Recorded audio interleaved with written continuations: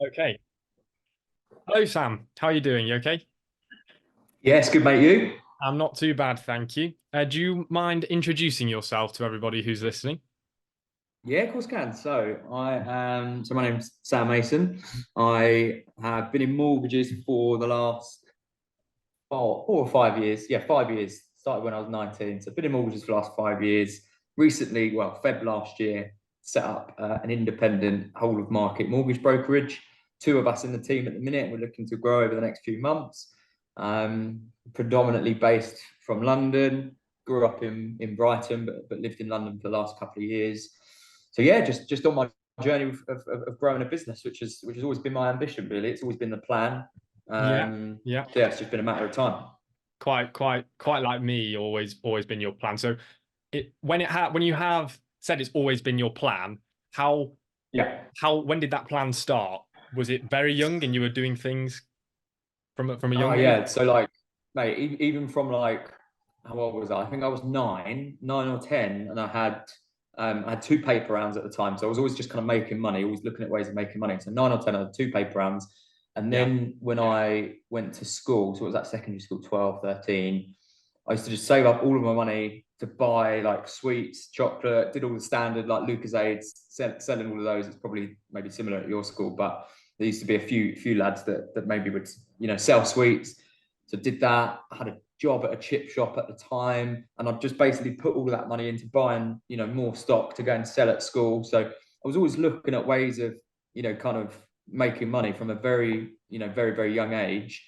Um, Trialing out kind of new things, some good, some not so good, Yeah. and yeah. So I feel like it's just always been in me, and my plan was always to, okay, fine, I need to learn a trade of some sort, not something physical because I'm not great with my hands, can't even paint a wall, but something that would allow me to maybe work from a laptop, some form of trade, learn a trade as to the best of my ability, and then grow a business in that that trade. So it's what we're doing now. Yeah, and I think it's very similar to me, and that's why I wanted to have you on because I was young, and one of the things I'd like to know your thoughts on because I still can't really figure it out, but I don't know where it came from, but I always had that drive to, for some reason, make money or start a business idea, but I never really knew where it Yeah. came from. I wondered, do you have any ideas or anything that you think drove you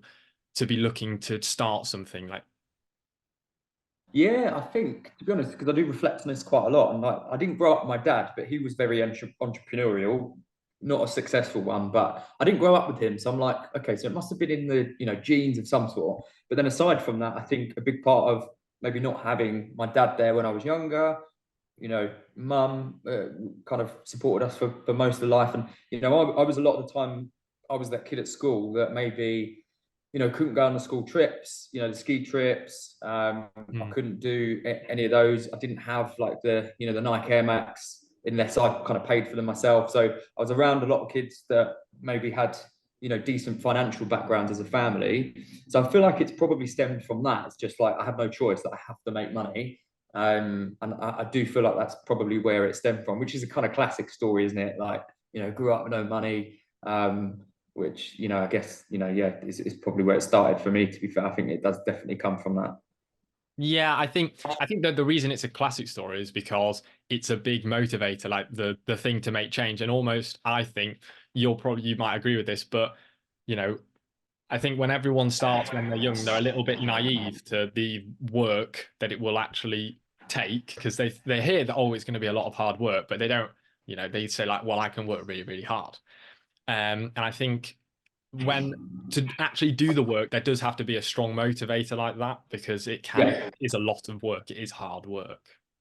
100%, mate, 100%. And, that's something that I definitely established from day one. And I always just kind of, I just knew, like, one thing that I've always lived by is like, if it's been done before, it can generally 9 times out of 10, it can be done again. So all you need to do is find out what you need to do to get there, where you want to get to, how you need to get there, and just fucking execute the plan. Sorry if I'm swearing, I swear. Yeah, So, it's fine. Don't worry about it. It's all right. I'll turn the yeah, explicit filter on now. I'll have to put that on yeah, actually. It's all right. yeah. So Um, Go Yeah, on. mate. So I just think anything, if something's been done before, it can be done again generally. And there are people out there that have, made stupid amounts of money, and all they've done is just, found out what they want to do and just executed a plan relentlessly and just keep going, keep going, keep going. So Hmm. yeah, it's quite simple. It's not easy, but I would say Yeah, it's simple. I heard I heard the other day, and I think it's a very good. I think it might have been Alex Almost he was talking about, who I talk about all the time, because he's got a very good, like, the attitude is the right attitude, I think. Obviously, because he's like a multi millionaire. But he said that a lot of things that successful people do is it's Yeah, simple to understand but hard to execute, and I think that's very true. yeah, 100%. Yeah, completely agree with that for sure. Like it's a case of just finding one thing and pouring a lot of time getting really really good at it. So why mortgages Yeah. of all things? That's first. I get asked that question a lot, so Yeah, yeah, yeah, of what do you course. think as well? Yeah, and I do as well, to be fair, because on reflection, it's quite random.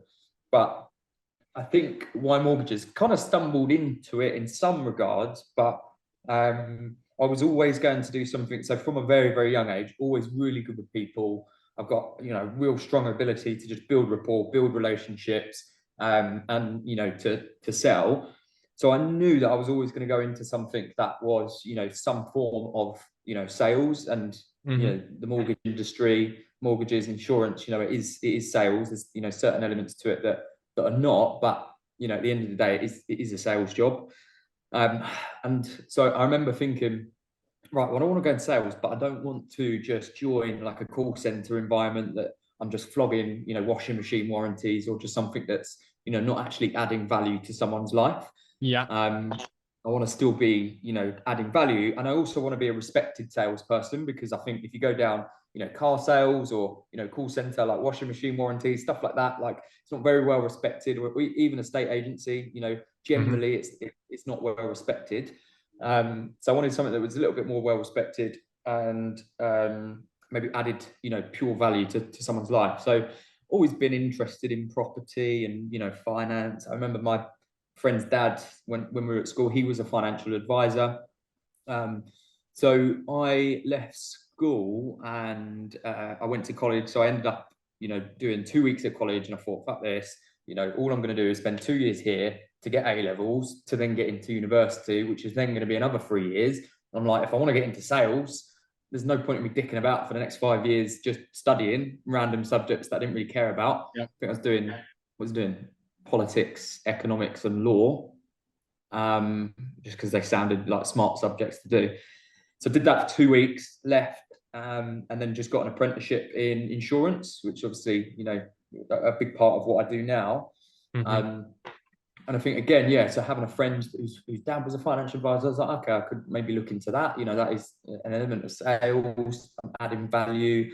And if I can learn about money, obviously that's only going to help me. If I'm advising people on money, Nice. Yeah. then I can advise myself on money. Um, so got an apprenticeship in insurance. I think I was 17 at the time. I was on £4 an hour, and I was pretty much just the tea boy around the office, um, doing all sorts of kind of admin roles, all the shit work, setting up meeting rooms, basically just sitting there typing out letters from scratch. So doing all of that kind of thing, and that was good because it gave me an insight to the financial industry. I learned a lot. Got to kind of shadow some of the salespeople, which was good.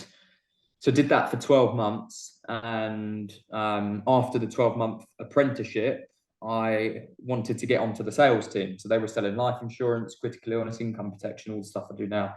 Hmm. But they thought at the time, so I must have been 18 at the time, they thought I was too young to be doing that. So they didn't offer me that.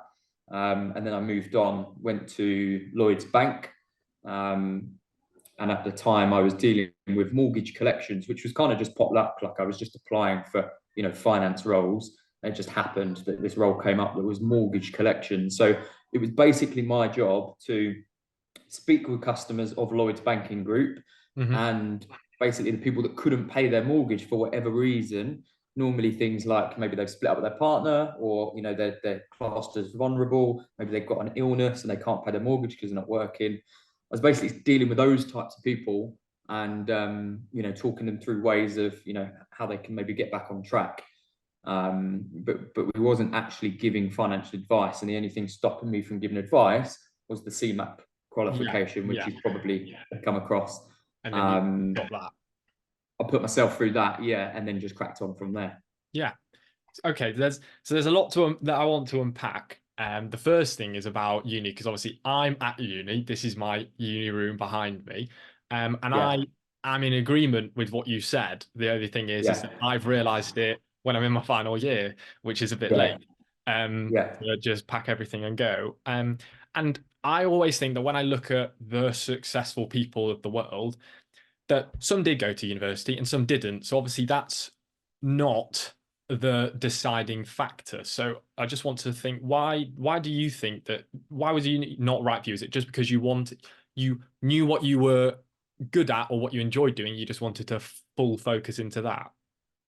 Yeah, I think two things. Like I've always been pretty good at like assessing the next maybe 5 to 10 years. I'm not, not the way I would do that is speaking to older people. I've always been really good at just Hmm. speaking with older people than me, maybe 5, 10 years. Because for me, that's always been a bit of a hack. It's like, well, why am I going to try and work this out myself? I just speak to someone that's already done it. And Yeah, you yeah. speak to enough people that have done it, and enough people tell you that they wasted 5 years at college, university, or further education. You hear that enough times, and especially if you don't want to go and be a doctor or whatever. It Hmm. just made complete sense to me just from literally speaking with people that had been there and done it. And I did that, and I've always done that throughout my throughout my life, and I've always been pretty good at that. So I think that's one thing. I think I also just had like a thing against like just being told what to do and just kind of going along with Mm. the norm. And when you're at school, the norm is okay. Well, the next step is college. The next step is university. I've always been pretty good at asking why. I'm like, well, why am I going to do that? Just because everyone's saying that you need to do that. So I'd always question why. And I think my answer was, actually, if I look at the next 5 years, and I'm okay, I'm going to go and do economics, law, and what else was it? Politics. All that's going to do is get me some extra qualifications, and I'm not even going to go into those industries. Yeah. And I'm that thing going to get me to university, which I'm then going to work free. So I was like, actually, if I look at this kind of industry, sales, finance, that kind of thing, if I look at the other people that have done that, none of them needed a degree. They just start from the bottom, work their way up. Um, so yeah, so just went down that route, and it's obviously paid off. Yeah, and I think that thing of asking why as well, that's something I used to do at school. I used to ask why I was doing this thing with uni, but I remember when there was like maths on the board or anything, I used to ask, well, why that way? Why not this way? I always used to ask why, and I think that does help when you go and decide things to do in your career, like when you go and start a business. And that's the next thing is like, so you Yeah. go and get your CMAP, you go and you become a more do you become a mortgage advisor? Is that what you become? Yeah, so at the time, so there's kind of two ways that you can do it. So I was working at Lloyd's Bank, and you can either be a mortgage advisor at the bank, which is pretty restricted because all you're doing is advising them on that bank's product. So it's not really you're Hmm. not a broker, you're just a mortgage advisor for a bank. And from like earning potential wise, I'd look at maybe the earning potential for someone at the bank. It was maybe like 25 to 30K, and then I would look at the earning potential for a broker, which is more salesy as well. And you were looking at maybe 50 to 100K. So I was like, well, it just makes complete sense to do my qualification and then get out of the bank. Yeah. So is that, and then was it something was it that quick? Like, what was the jump? Because you became a. Did you just get your qualification and go? Yeah, so did my qualification whilst I was studying, which took probably about 6 to 9 months to actually get the qualification, alongside actually still doing my job at Lloyd's Bank. Yeah. I was then like interviewing for trainee roles. And obviously being 18 at the time, walking into these kind of roles saying, yeah, I'm going to be a mortgage advisor at 18, like, with some companies, I did go through a fair amount of interviews. Some companies kind of just laugh you out the door, like, what makes you think you're going to be a mortgage advisor at 18? Because it wasn't that common. But I just kept going, studying my CMAP at the time. I remember the company I ended up joining, which is like a big national estate agency group. I think I had like 6 interviews with them in the end. And the first 3, I wasn't qualified at the time, and they were like, oh, okay, well, maybe we'll give you a trainee estate agency role, and then you can kind of work your way up. Hmm. I declined that at the time. then, passed my exams and went back to them. And at that point, I had a further 3 interviews with like the area director, all the kind of senior management, and then finally got the role at that point. So I got that role and then left the bank and just cracked on there for a couple of years. Cracked on there, and then I imagine that's where you spent time learning what it was all about and getting good. Is that what that happened there? Yeah, I would say so. Like, because it was, it was an employed role. It was very, very high volume. So I was maybe seeing 10 new customers a week. And you really got an opportunity to kind of, work on different types of cases and, learn, sales and develop your sales ability because you're speaking with all different types of people. So yeah, did that for a couple of years. And again, going back to what I was saying about asking questions, everything that I asked, most of my colleagues were maybe, I was 19 at the time. Most of my colleagues were, mid 30s and onwards, 40s, 50s. So a lot of my colleagues were much older. And again, every time I asked those people, questions about, their career and, maybe what they regret and whatever, it was always, I regret not getting out sooner to either go self-employed or maybe just get out of this kind of environment that we're in. Because what happens is once you build a pipeline of clients, it's then, the lifetime of getting paid on a mortgage is maybe 3 to 6 months. So if you've got a pipeline of, business that's due to bank out, you've got to then walk away from that, start again. You need to survive for 3 to 6 months. Plus you start earning more money. Let's say you're earning 50, 60, 70K a year at an employed position. And then you've got kids, you've got family, you've got mortgage, you've got a car on the drive. All those expenses start adding up and it gets too late to be able to walk away from that kind of almost guaranteed income. Yes. Yeah. Yeah. Yeah. Interesting. I think that it's almost like when I looked at it for me, it was like it's always a leap. But I think just as you get older, there becomes more and more excuses to not make the leap because it's harder because you've got, as you said, you've got a car on the drive, you've got kids, you've got all these things that make it difficult, which is why I think that some people look at being young and starting out. Now, a lot of people will say that young, you've got time on your side, which is, I think, the best advantage and why people should really start things as young so they have as much time as possible. But I also think sometimes people can see it as a bit of a disadvantage because maybe they're not taken seriously, like you were in the mortgage job. They were laughed out the room kind of thing. Yeah. I think it's a superpower. Like, it's the best thing being young to start a business. And I'd advise anyone that's young, start the business now. Like, fuck what everyone says about, you need a bit more experience and whatever. And I was like this saying from Rob Moore, it's start now, perfect later, because it just makes complete sense. Just crack on, get it done now, because otherwise you're just going to have loads of excuses and valid reasons why it'd be stupid to set up a business once you've actually, maybe got a mortgage, you've got rent to pay, you got a family. It's just can't, it's much harder to do it. Yeah, definitely. But the thing I noticed you said is that you took a few years and you were asking people what they hadn't done. But I noticed that with the questions you were asking those people and also the fact that you stayed in the role for that amount of time, you were learning something and you were learning one thing, a set of skills, but applied to one thing to get you good. And I think that's and the important takeaway I think from that is that it was dedicated to one thing and it took a lot of work to get good at it. And this is why when you see things online which is like, get rich quick or how do I be successful fast and things like that, it's like it doesn't really work like that. I feel. And it's like, well, I've realized that if I just pick one thing, stick to it, and just practice getting as good as I possibly can at it, Yeah. that's the best path forward. Because if you look at everybody else who's successful, that's what they did, and then they just start getting better and better and better and better.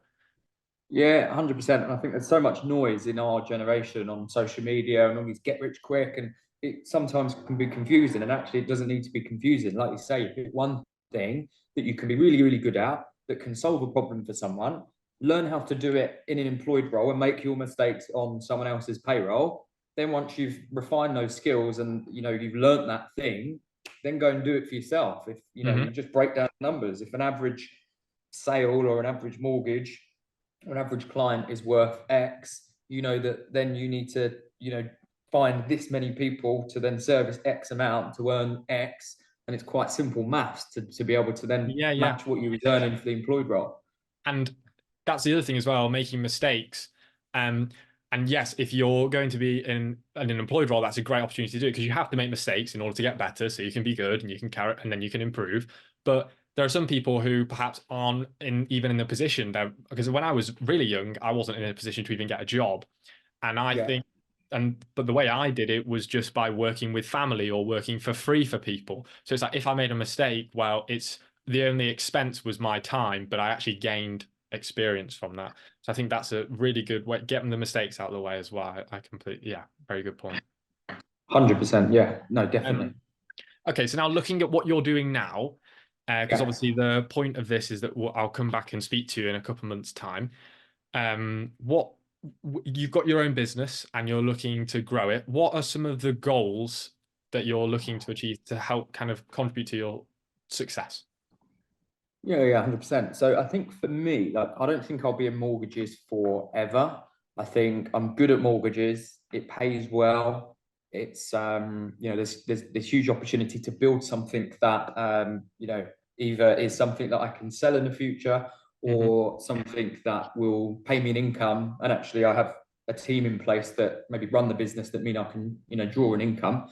So I think I am still working out whether or not I'm doing this to maybe scale it up and then maybe sell it in the future, or am I doing this for to create a business where I can draw an income but it kind of runs itself and I can just focus on doing the things that I really enjoy, the marketing, the lead generation, all Hmm. that kind of stuff. So I'm still trying to work that out. I would say one of the goals over the next, I'd say 5-10 years, is to create a team of up to maybe 50 brokers that work for the firm. And I think that should then produce the numbers that I think will suit what I Yeah, no, want. cool. Yeah, no, that's good. And I always think as well when people say like, big goals like that, I don't think there's like when some people ask me what my goals are, and sometimes they sound like big goals, you can almost feel a bit like, oh, I shouldn't really say that. But it's absolutely fine to have, big goals, I think, as well.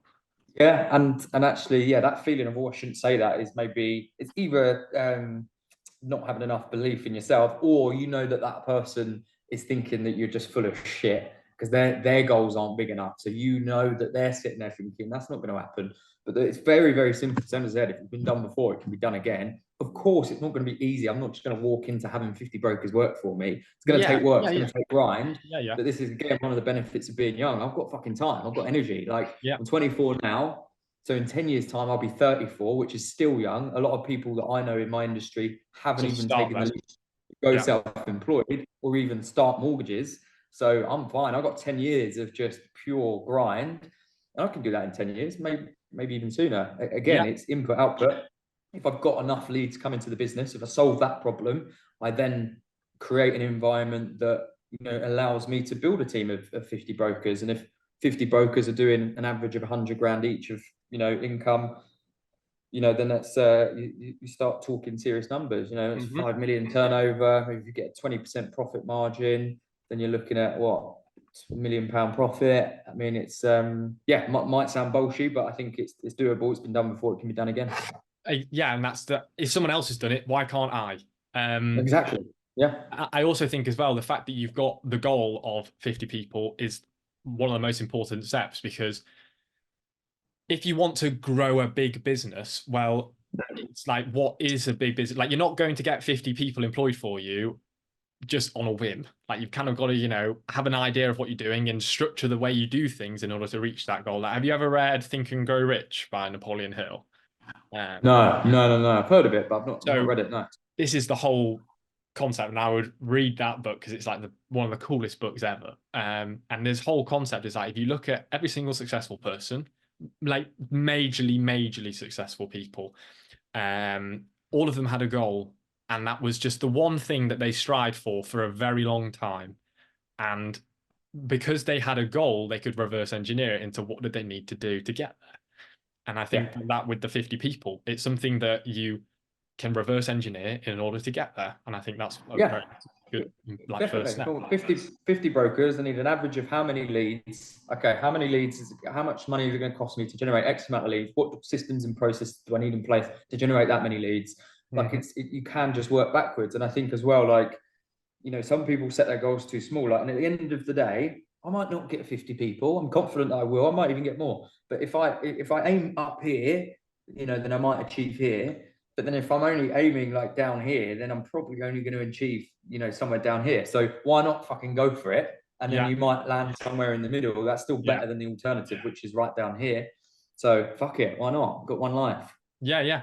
No, the saying I think I hear all the time is like shoot for the stars because if you miss, you'll land on a cloud or something. I think Fine. Yeah, I'll take perfect. the cloud. Yeah, I'll Yeah, take the cloud. yeah, Yeah. yeah.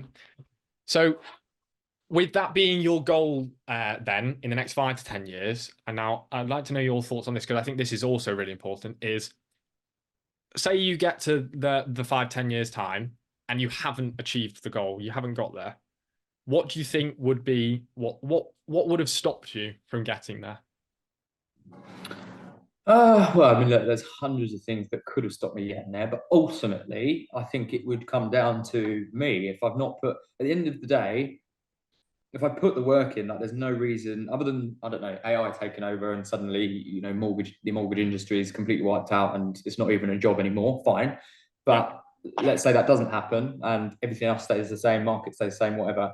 Like, realistically, I think the only thing stopping me would be actually just putting the grind in, and just going for it. I think, Hmm. because yeah, there's nothing to say that it can't be done. Same as I said, if it's been done before, it can be done again.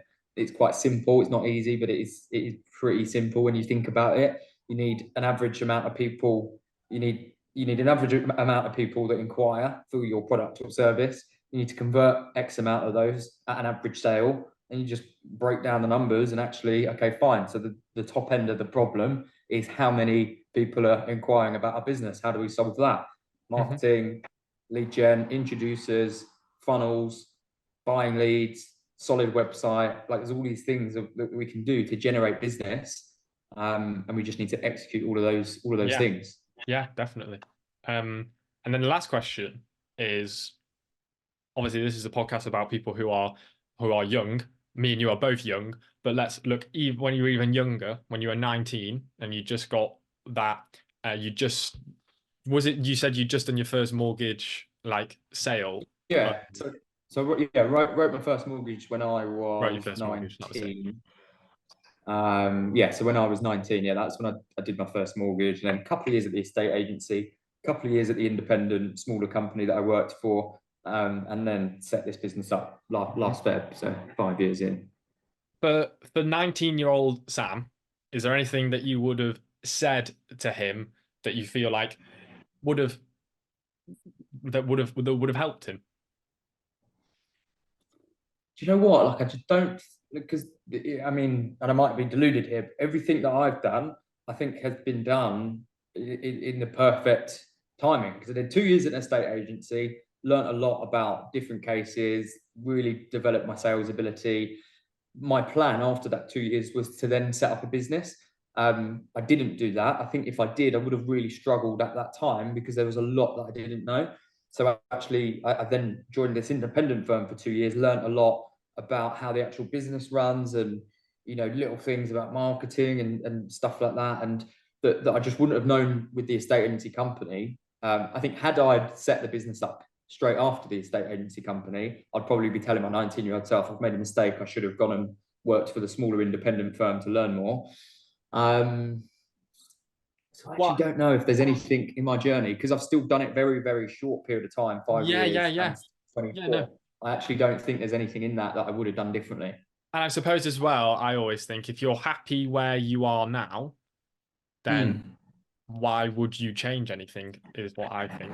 Um, Yeah, and like we're on track. Like, last year was the first year of actually trading. I kind of set out a minimum of what we need to produce in terms of income, and we exceeded that in what was meant to be a tricky market. So yeah, I Fantastic. mean, I might have an awful year this year, so I might be eating my words next year if we talk next year. But I actually don't think so far there's anything that I would have changed in that kind of 5 year journey in mortgages for Okay. sure. Yeah, yeah.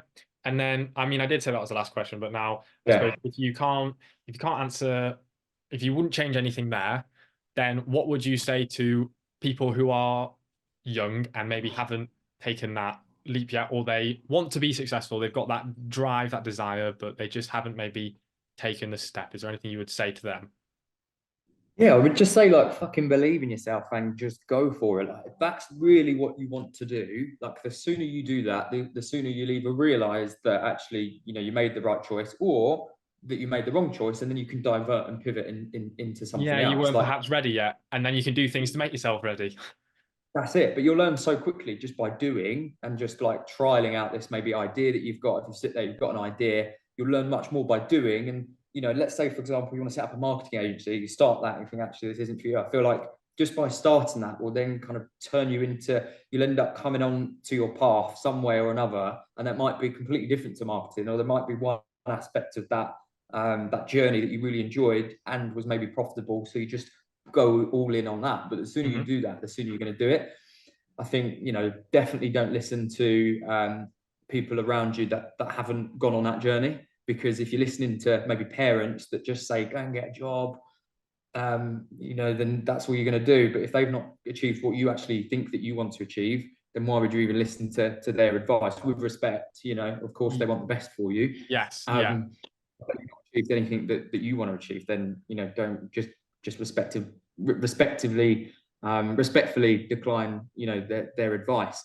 I think sometimes we overcomplicate it. Like if you're earning, I don't know, let's say your trajectory for your job was, I don't know, 50 grand a year, then just break down the numbers and go, right, well, 50 grand a year is £4,166 a month.